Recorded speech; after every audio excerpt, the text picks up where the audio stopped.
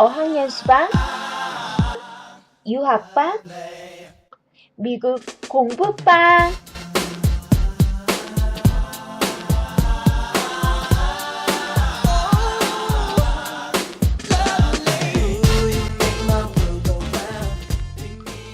안녕하세요, 조니팍입니다. 새로운 코너가 자꾸 생기네요. 어떤 분들은 여기는 지금 미국, 거기서 이렇게 자연스럽게 얘기하면 되지 않느냐, 아니면은 그 안에 코너로 넣어서 얘기하면 되지 않느냐라는 그런 쓸데없는 의견을 주시는 분들도 계시는데요. 사실 쓸데없는 의견은 아니죠. 정말 감사한 의견이죠. 그런데 집중을 좀 하실 수 있도록 도와드리고 싶고, 또 필요 없다고 느끼시는 분들도 계시지 않겠습니까? 필요 없는 걸 계속 듣고 계시다 보면요, 그 왜 텔레비전에서 그런 얘기하죠. 채널 돌아간다고. 예, 그렇게 채널 돌아갈까봐 걱정이 돼서요, 따로 방송을 제작하기로 했습니다. 그리고 이렇게 방송하면 또 혹시나 제 생활에도 도움이 되지 않을까 속물적인 마음이 아주 조금 들어가 있긴 합니다. 정말 조금입니다. 여기 이 팟빵에서 만난 분들 중에 미국 어학연수를 또 꿈꾸고 계시는 분들과 인연이 될 수도 있다고 생각해 봤거든요. 제가 너무 진짜 속물인가요? 네. 죄송합니다. 그렇게 느끼셨다면요. 그렇지만 항상 공정하게 좋은 정보를 제공할 것을 약속드리며 어학연수방, 유학방, 미국 공부방을 시작해 보도록 하겠습니다. 조니팍과 함께 시작하시죠.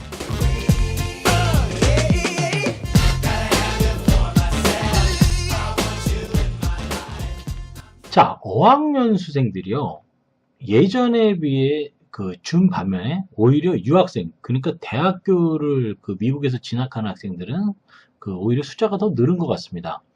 어학연수생들이 줄어든 건 여러 가지 이유가 있겠지만요, 전에도 말씀드렸듯이 회사 면접에서 영어 회화 가능자를 뽑는 것도 많이 줄었고요.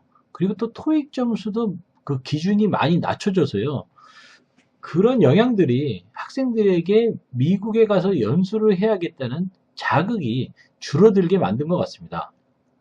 그리고 1년 연수에서 영어가 많이 늘지 않는다, 뭐 이런 생각을 갖고 계신 분들이 많아지는 것 같아요.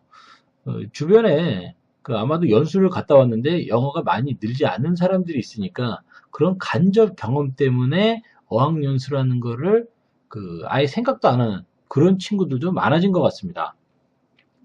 그러나 분명히 미국에서 어학연수를 하시게 되면요, 영어가 늘게 돼 있고요. 지금은 아직 좀 어리셔서 잘 모르시겠지만 회사 들어갈 때도요, 서류상으로 제시하는 그 기준, 그거 이상으로 여러분들이 능력을 갖고 계신다 그래서 절대 마이너스가 될 것도 없고, 오히려 그런 것 때문에 혜택을 받게 될 거라는 게, 바로 그런 게 한국의 실정이라는 걸 좀 깨달으셨으면 하는 마음입니다.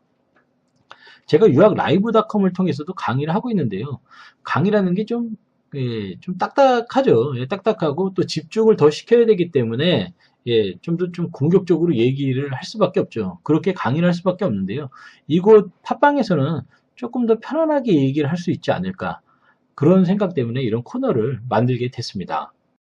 어학연수, 어디서부터 시작해야 할까요? 까마득하고 보이지 않는 그런 건데요. 그래서 다들 인터넷도 찾기 전에 먼저 유학원을 찾게 될 수밖에 없는 것 같습니다. 그래서 어학연수의 시작은 바로 유학원 선정에서부터 시작된다고 보시면 될 것 같습니다. 유학원을 잘 선정하면요, 어학연수를 성공할 수도 있고, 그리고 또 완전히 실패할 수도 있다는 걸 잊지 마셔야 합니다. 전에 제가 막방 짤방에서요, 유학생들의 동거에 대해서 말씀을 드린 적이 있는데요, 저희 학생 중에 이제 한국으로 돌아간 학생이 그런 얘기를 하더라고요. 한국에서 이런 방송을 들으면 부모님이 어디 외국에 불안해서 보내겠느냐고, 그래서 더 어학연수생들이 줄지 않겠느냐, 그런 말씀을 하시더라고요. 저 같은 사람이 이런 방송한다고 어학연수생들이 줄고 뭐 늘고 이런데 영향을 미칠 수 있겠습니까마는, 곪고 고른 건요, 짜내고 약을 발라서 치료해 주는 게 좋은 거죠. 절대로 감춘다고 될 일이 아닙니다. 그리고 부모님들도 경각심을 갖고 꾸준히 자식분들을 관리를 하셔야죠. 한국에서 새는 바가지가 미국에 와서요 아주 그냥 그 펌프질, 예? 수도가에서 물 내리듯이 그냥 막 그렇게 되는 수가 있습니다. 그러니까 제발 보내놓고서 그만이다 생각하시지 마시고요. 늘 자식들의 개인사도 관리를 하시고 영어 공부에 대해서도 관리를 하셔야만 합니다. 그런데 뭐 이런 것들도요, 유학원을 잘 선정하시면요, 물론 뭐 그 저같이 책임감을 갖고 이렇게 욕먹을 각오까지 하면서 학생들 관리하는 사람이 얼마나 있겠습니까마는, 그래도 유학원 선정이 잘 되면요 이런 부분까지도 다 해결할 수가 있습니다. 특히 학생 입장에서 생각할 때는요, 유학원 선정이 잘 되어야만 가장 중요한 학원 선정 그리고 지역 선정이 좋은 곳으로 가능해집니다. 어떤 경우에는 그 학생이 시골 같은 데 가서 공부하고 싶다고 했더니요, 진짜 말하고 소가 뛰어다니는 동네로 보내갖고 말소리 소소리 배워갖고 왔다는 그런 우스갯소리도 있습니다. 뭐 미국 말소리하고 미국 소소리가 뭐가 다르겠습니까? 중요한 건 그 좋은 환경에 학원이 위치해 있어야 하고요. 그 홈스테이나 집 역시도 그 좋은 환경에 위치해 있어야만 영어 학습에도 좋고요. 그리고 또 문화 체험하는 데에도 긍정적인 영향을 미칠 수 있다라고 생각을 하시면 됩니다. 강남이나 종로 같은 데 가면 유학원들이 많이 있죠. 그 유학원들은 당연히 다 비즈니스를 하는 곳입니다. 여러분 한 사람 한 사람이 좋은 인간관계를 맺기 위한 대상이 아니라 바로 돈입니다. 돈. 미국에 대해서 아무것도 모르는 어리숙한 돈. 그러니 얼마나 여러분들이 만만하게 보이겠습니까? 학생들의 개인적인 영어 실력이나 성향 등은 자세히 파악하지 않고 단순히 종이 한 장 띡 던져줍니다. 그리고 적으라고 하시죠. 그게 바로 여러분들을 파악하는 유일한 방법입니다. 그리고 그 적은 내용과는 전혀 무관하게 카플란을 가세요. 이시를 가세요. 뭐 ELS를 가세요. 하면서 비싼 대형 어학원만을 추천해 줄 것입니다. 어학연수를 준비하시는 분들, 그런 대형 어학원이 대형 유학원에 지급하는 돈이 얼마인지 아시기는 하나요? 여러분들의 그 등록금의 40%에 해당하는 돈을요, 그 커미션으로 지급을 합니다. 물론 모든 유학원이 그런 혜택을 받는 건 아니죠. 대형 유학원만이 유일하게 가질 수 있는 혜택입니다. 그래서 큰 유학원으로 가면 갈수록 대형 어학원을 추천해주고 퍼센테이지로 커미션을 받기 때문에 결국 6개월 이상의 장기 등록을 강요하게 된다고 그렇게 아시면 될 것 같습니다. 한 학원을 선정했는데 대형 어학원으로 가게 되고 그것도 한 학원을 6개월 이상 간다. 참 답답하네요. 말만 들어도요. 얼마 전에 우연찮게 카플란이라는 학원을 다니는 학생을 만나서 대화를 나눈 적이 있습니다. 그 학생은 자기는 참 운이 좋다고 하더라고요. 왜 그러냐고 그랬더니 그 같은 반에 한국 학생을 만나서 적응하는 데 도움을 많이 받았다. 그래서 제가 반에 한국 학생이 몇 명이나 있냐 그랬더니 14명 중에 한 반에 정원이 14명인데 그 중에 6명이 한국 학생이라고 얘기를 했습니다. 그래서 아랍권 학생은 얼마나 있냐? 8명이라고 했습니다. 그럼 총 14명 중에 아랍권 학생이 8명이고 나머지는 다 한국 학생이냐고 그랬더니 대부분 다른 반도 브라질 학생이나 일본 학생이 한두 명 섞여 있을 뿐 다 비슷한 상황이라고 얘기를 했습니다. 자, 이 학생 같은 경우에는요, 자기가 어떤 처지에 있는지도 모르는 학생이고 학원에서 반도 그렇게 높은 반에 있지도 않았습니다. 자, 그럼 이 학생의 안 좋은 상황을 한번 얘기를 해드리도록 하겠습니다.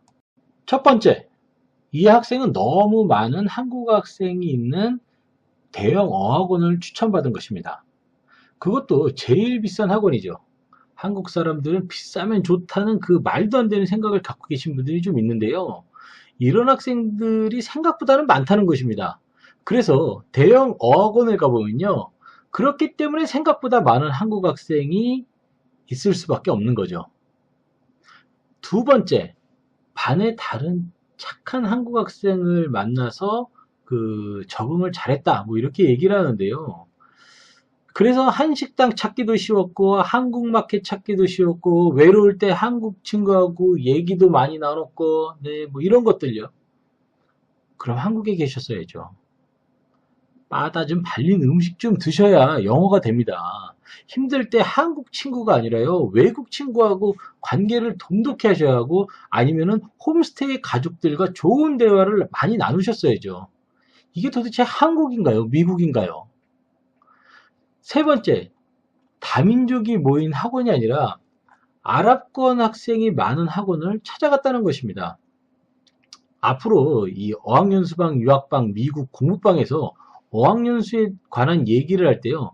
아랍권 학생이 많은 어학원을 피해라. 뭐 이런 얘기를 많이 하게 될 것 같은데요. 그만큼 아랍권 학생들이 미국에서 어학연수를 많이 하고 있고요. 그리고 또 그들의 그 왕자병이라고나 할까요? 자기들은 영어를 완벽하게 발음한다는 말도 안 되는 자부심으로 가끔 그 한국 어학연수생들을 무시하는 발언을 하곤 하는데요. 혀도 짧은 애들이 왜 그런 얘기를 하는지 저도 잘 모르겠습니다.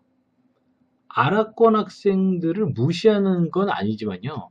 각 나라 학생들마다 특징이 있으니까 그걸 좀 서로 인정을 해주고 공부를 같이 하는 게 중요한데 이 친구들은 축구를 할 때도 침대 축구를 하더니 영어도 침대 영어를 하는 것 같습니다.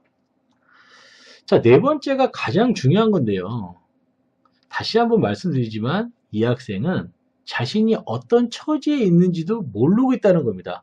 그냥 대부분 다른 사람들이 그렇고 다른 사람들이 똑같은 이런 환경에 있으니까 나도 어쩔 수 없다. 이렇게 생각하는 거. 이게 지금 가장 문제입니다. 이래가지고 어떻게 영어가 늘겠습니까? 유학원은 이런 사정을 알면서도 보낸다라는 거. 그게 가장 큰 문제인 거죠.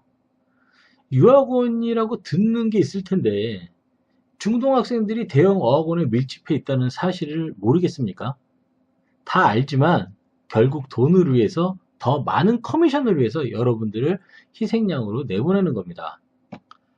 나의 노력이 많이 보태져야 좋은 유학원을 선정하실 수 있습니다. 제 방송을 얼마나 많은 젊은 친구들이 듣고 계신지는 모르겠지만요. 미국이라는 나라 한 번쯤 꼭 오셔서 배우실 게 많은 나라입니다. 그리고 영어를 배우시려면 당연히 미국에서 배우셔야죠. 우리나라하고 가장 많은 교육이 이루어지고 정치적으로도 북한 다음으로 가장 많은 대화가 오고 가고 있는 나라니까요. 유학원에 대해서 할 얘기가 좀 많은데요. 제발 유학원을 선정하실 때 대형 유학원, 중형 유학원, 소형 유학원, 그리고 저 같은 현지 유학원까지 두루두루 좀 상담을 한번 해보세요. 분명히 차별화된 전략이 있는 곳이 있을 겁니다. 공정하지 못하게 제 자랑은 지금 하지 않겠습니다만 유학원과 상담을 하실 때 내가 미국에 오고 나서 이 험난하게 느껴지는 미국 현지로 나를 보내고 나서 그들이 뭘 해줄 수 있는지를 잘 따지셔야만 합니다. 그냥 비자만 내주고 뭐 미국에 있는 학원에서 추천해주는 홈스테이에 틱 던져놓고 말도 안 되는 가격에 공항 픽업 서비스를 내라고 강요하는 곳이라면 여러분은 이미 잘못된 시작을 하고 계신다는 걸 잊지 않으셨으면 합니다. 아, 딱딱하게 안 하려고 했는데 또 딱딱하게 진행을 한 것 같네요. 그렇지만 이 어학연수방, 유학방, 미국방을 통해서요. 앞으로 초대 손님도 오시게 될 거고 그러니까 여러분들도 많은 기대를 또 부탁드리도록 하겠습니다. 여기는 지금 미국에서도 늘 미국에 와보셔야 하는 타당성에 대해서요. 간접적으로 여행지나 맛집 그리고 또 뭐 미국의 발전된 모습 뭐 이런 것들에 대해서 말씀을 드리는데요. 더 많은 기대를 갖고 미국에 접근하셨으면 합니다. 어학연수방, 유학방, 미국 공부방 여기까지 마치도록 하겠습니다. 조니 팍이었습니다. 감사합니다.